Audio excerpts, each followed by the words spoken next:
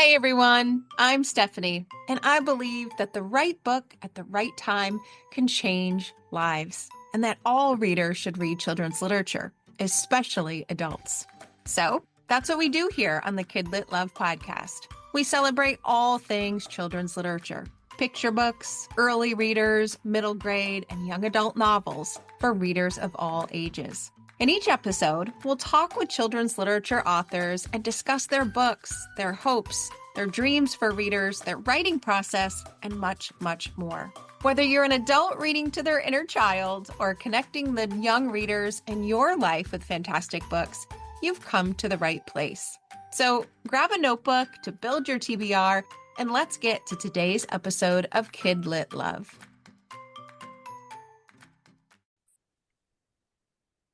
Hey everyone, welcome back to another episode of the KidLit Love podcast. I'm Stephanie Affinito, your KidLit loving host, inviting you back to another bookish conversation with a children's literature author. Today, I'm talking with Brittney Cooper. Brittney is a New York Times bestselling author of several books, including her picture book, Stand Up, 10 Mighty Women Who Made a Change, and the novels Feminist AF, A Guide to Crushing Girlhood, and Eloquent Rage, A Black Woman Discovers Her Superpowers. She's here today to talk about her newest release, a beautiful picture book titled Mama Says I'm Fine. This heartwarming book is a story of love and resilience that explores the powerful force of a mother-daughter bond. It's gorgeous in every way, and I can't wait to talk about it with her, so we're going to get right to the episode. Brittney, welcome to KidLit Love. I am so glad you're here today. I'm so glad to be here, Stephanie. Thank you for having me. Oh, of course, this book had my heart. It had my reading heart. It had my mama heart. It had my daughter heart. It had all the hearts, you Love it. know, glowing from it. And I can't wait to dive into it with you. But before we get there, I would love for you to just tell us a bit about you and that lovely backlist of yours and the journey you've taken through children's literature. Oh, yes. Well, I am at heart a small town Southern girl. I'm from Louisiana. I was raised by my mom, who was a single mom. So our story was very much the inspiration for this story. I left home and went away to college. I became a professor. I always wanted to be a teacher, but then, teaching seventh graders for a year was a journey. And I was like, maybe the big kids, maybe a big kid will do a little bit better. So, I get to teach and I enjoy that.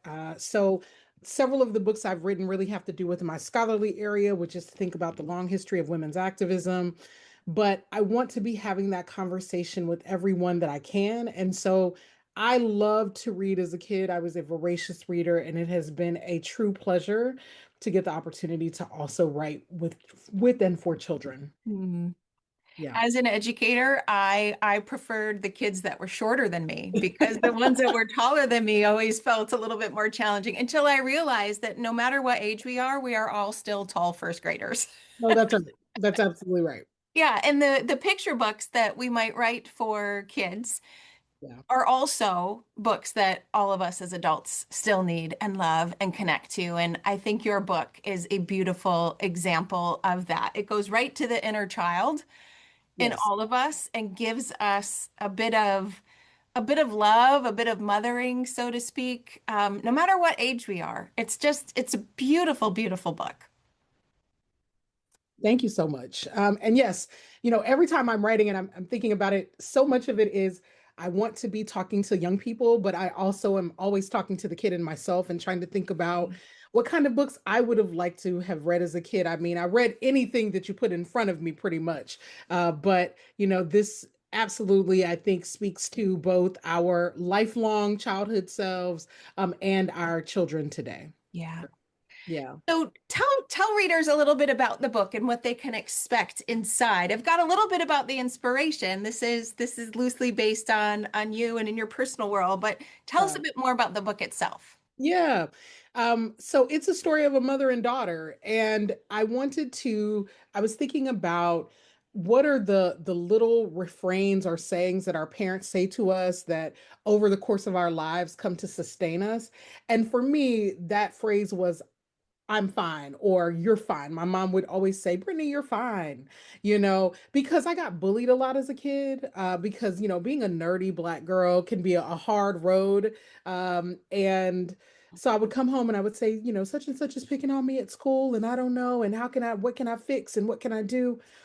And my mom would say, You're fine. And so across my life, anytime I was worried about something or felt that I was the problem, when I wasn't the problem, like if there was no behavior I needed to correct, she would just affirm me in that way. And I also wanted to get at that thing where I think we put so much pressure on ourselves. I think moms and parents put so much pressure on themselves to be extraordinary, super, amazing, excellent, like over the top. And some days you're just doing fine. And I think it's okay for us to level set with kids and say, being fine is fine. It's enough. It's okay.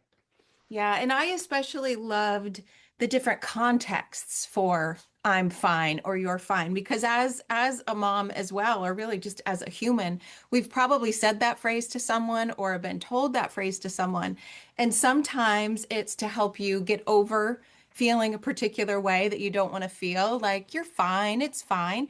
Sometimes it's convincing yourself that you're fine or I'm fine. I loved the different shades of meaning that Yeah. that phrase has that you really brought to the book here. Is that true in your childhood when that phrase could have changed meanings based on the context mom said it? Absolutely. I think that it's a really great opportunity to, help us all to develop some emotional intelligence around this, right? Like sometimes we're saying we're fine and we really are not fine and it is kind of a pep talk. But sometimes, my mom would say we're fine and I was in the store and I was begging for something off the shelves. It was candy or toys or something I wanted and it wasn't in the budget and she would say you're fine, like everything's okay. Or I, will fall and scrape my knee. And one of the things, when you're a kid, sometimes it's not even the pain of the wound. It's like, it's that it happened or that you lost control. And so it's that like reassurance, like, no, no, no, you're fine. Everything's okay. And so I was thinking about all of the ways that we might use that phrase. And I think it's also a really great way to engage young people to think about words have different meanings in a different context, and we have to when we're in conversation with people, we have to be thinking about what they might be saying and try to listen for the other registers. But also I think kids are actually very good at this. They pay a lot of attention to their parents and they read the adults in their lives for emotional cues. And I sort of wanted to capture that experience, in part because my mother was a woman of few words. Like she was busy and she was trying to raise me and trying to make a living for us. And I think we think sometimes that we need more and more words, and that's not necessarily the case. Sometimes you can say a lot and it can be caring and loving and also communicative in just a few words. Yeah. Isn't that the truth? That is the truth. And I think the other part of your book that really brings that to light, that showcases those different contexts and the meaning outside of the words, are the incredibly gorgeous illustrations My in goodness. this book. Yes. I would love to hear you talk about those. Oh my gosh, Tamisha Anthony did an amazing job. Yes, no, she did a phenomenal job. Our press connected us. I didn't know her beforehand, and we were able to chat. And I sent a few pictures of my mom and myself just as a bit of inspiration. But Tanisha and I share some similarities in our story. We're both raised in a community of women. We're both Southern women, and I love the way that she just brought these words to life. Because it's one thing when you are like sitting with the story that you want to tell, and another thing when you get to see like someone bring such color and vibrancy and and just movement and all of the scenes. They're all so rich. And so I am as stunned when I see this book and open it and take it in to read, as my readers are, because let me tell you that I have no illustrative ability whatsoever. It is not my gift. It is certainly hers. I think from just the way that she has represented your words on the page, from the way that she's arranged them with the white background versus the colorful background, and the beautiful palette, the beautiful color palette just feels like a love and a warm hug. And in the end of the book, you have this beautiful author's note at Yes. the end. I always love when there is an author's note to give more context, but there's an artist note as well. And so to know that the story was based originally on your personal experiences, but then to hear the illustrator talk about why there's tea and flowers and the beauty of art because of the relationship with her mother, it's a book to hug for so many reasons. Yes, it reminds me when I finally saw the like finished product, it just reminded me of like I loved being a kid and going to library story time. Yeah. And when your librarian would like hold up, for example, I will never forget seeing Jumanji for the first time because it's such a stunningly gorgeous book, and I'm like 7 or 8 years old. And so I hope like that when young readers think of my books, both stand up and this book, that the visuals are a thing that linger for them Yeah. around their experience of the words. Yeah. Oh, it Yeah. definitely will. I can see it sitting prominently, at the bedside table or Yeah. sticking outward on the shelf because of the beautiful illustrations on it. I think it's also worth mentioning too, one of the beautiful aspects for me was that originally the book started with Mama Yeah. saying, I'm fine. And it goes through this beautiful progression throughout the book where, just like real mother-daughter relationships do, the daughter shares that same sentiment and has this beautiful full circle feeling of we're all fine, we're all okay. And Yeah. it's just a beautiful way to progress the story along.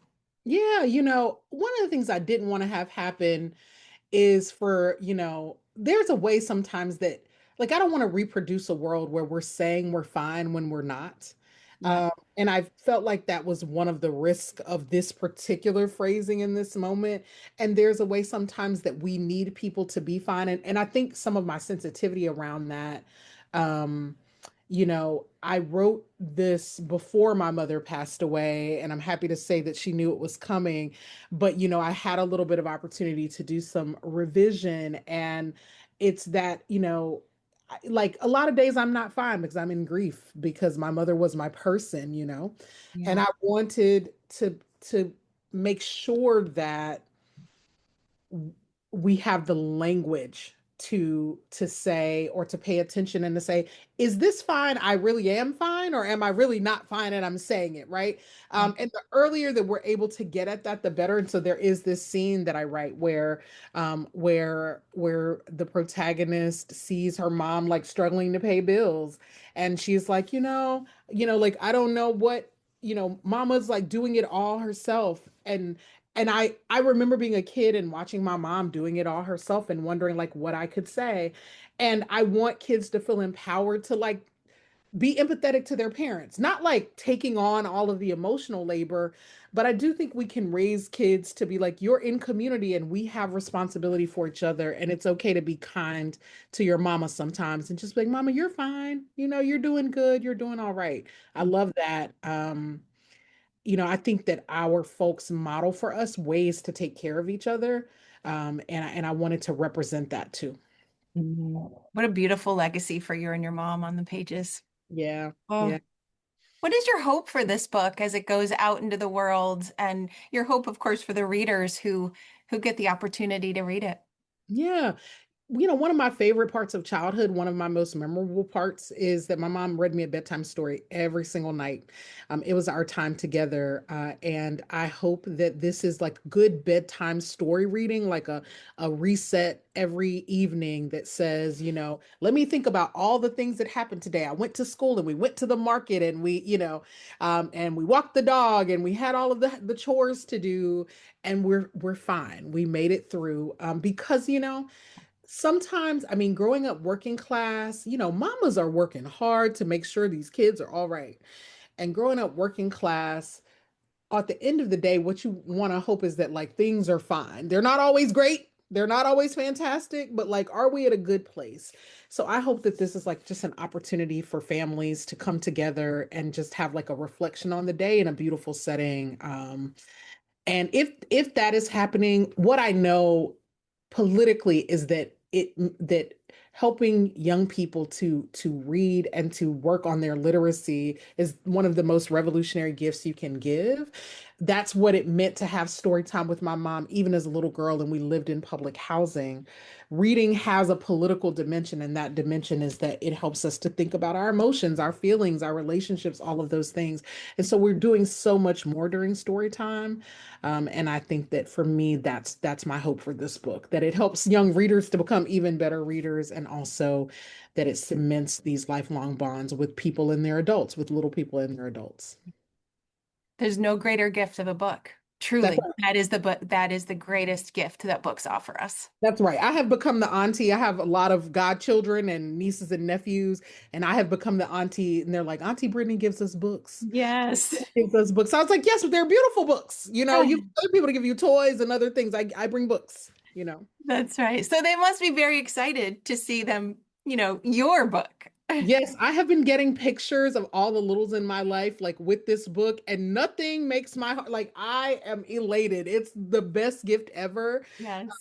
And so I'm just so excited. So I've seen my 3-year-old little cousin with the book. One of my friends whose son is 10, I think, he was propped up reading the book here recently, and so it's just been wonderful. Yeah. It's for everyone. Doesn't matter how old we are, this book is going to go straight to the heart for everyone. I love that.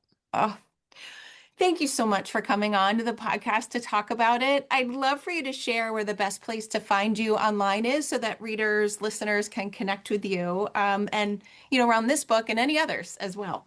Yes, so I'm on all social platforms at Professor Crunk, Crunk, and you will find me talking about teaching and talking about all my fiber crafts. I'm a crocheter and a knitter, um, and also talking about books. Oh, wonderful. Now I'm going to arrive there for the book information and probably stick around for the artistic and creative information. I love that so much. Yes. Thank you again for coming on to the podcast. It was wonderful. Thank you, Stephanie. It was a pleasure. And listeners, thank you for listening to another episode of KidLit Love, and I'll see you in the next one.